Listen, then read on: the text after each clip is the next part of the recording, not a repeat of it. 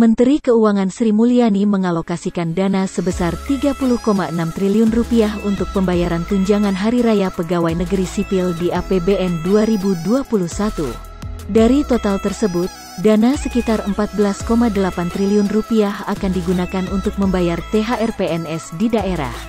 THR akan dibayarkan pada H10 nanti sampai H5 karena biasanya bertahap, ungkap Sri Mulyani dalam konferensi pers, Kamis tanggal 22 April lalu. Pemerintah saat ini masih merampungkan pembahasan peraturan pemerintah terlebih dahulu untuk menjadi aturan pencairan THR. PP ini akan diteken langsung oleh Presiden Joko Widodo. Setelah PP, biasanya Sri Mulyani akan menerbitkan peraturan Menteri Keuangan sebagai petunjuk teknis pembayaran THR.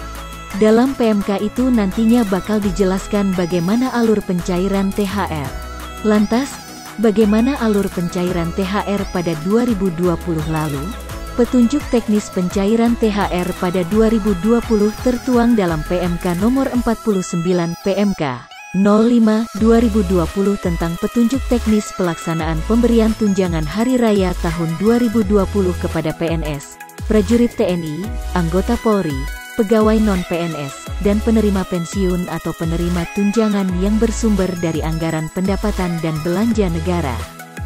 Pada tahun-tahun sebelumnya, pencairan THR dilakukan sekitar 10 hari kerja sebelum perayaan Hari Raya Idul Fitri. Dasar hukum pencairan gaji 14 pemerintah akan mengeluarkan peraturan pemerintah atau PP. THR atau gaji 14 diperkirakan akan cair awal Mei atau akhir April tahun 2021, mengingat Lebaran jatuh pada tanggal 13 sampai 14 Mei.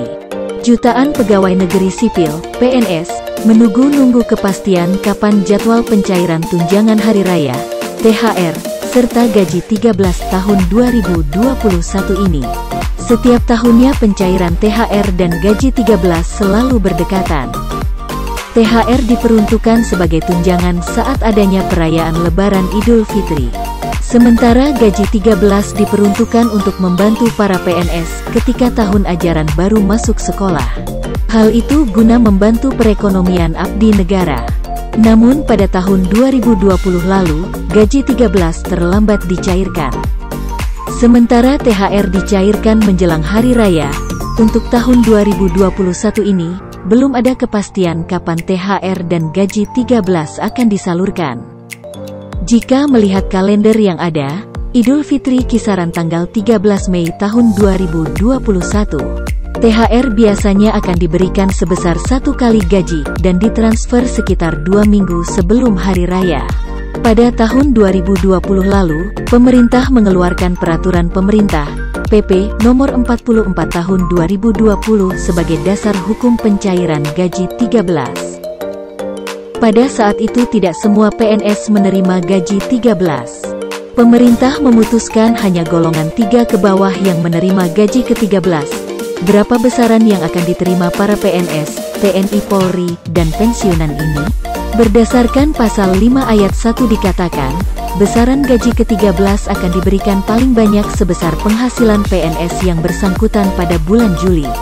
Dalam hal penghasilan pada bulan Juli, sebagaimana dimaksud pada ayat 1, belum dibayarkan sebesar penghasilan yang seharusnya diterima, karena berubahnya penghasilan, akan tetapi kepada yang bersangkutan tetap diberikan selisih kekurangan gaji, pensiun, tunjangan, atau penghasilan ke-13.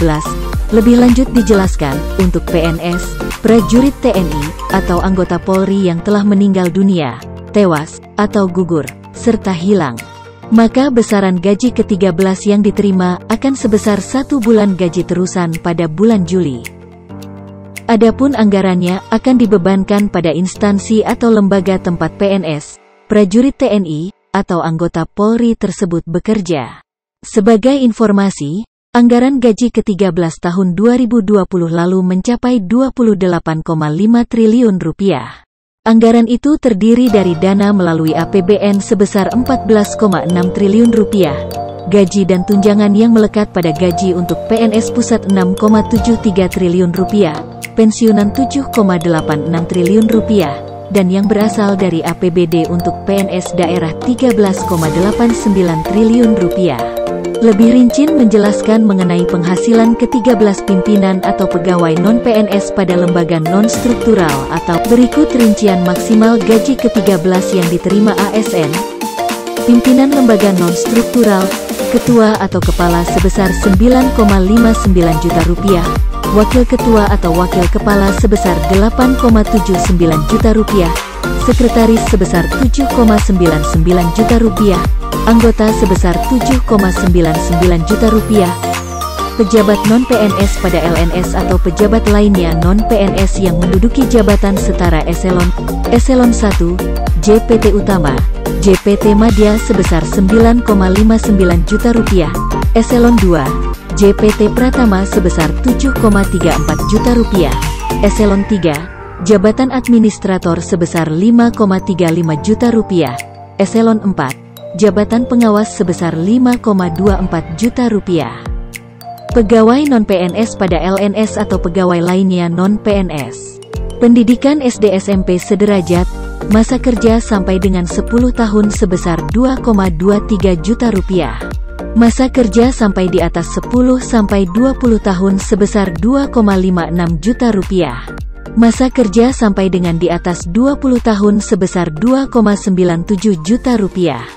AD1 sederajat, masa kerja sampai dengan 10 tahun sebesar Rp2,73 juta. Masa kerja sampai di atas 10 sampai 20 tahun sebesar Rp3,15 juta. Masa kerja sampai di atas 20 tahun sebesar Rp3,73 juta.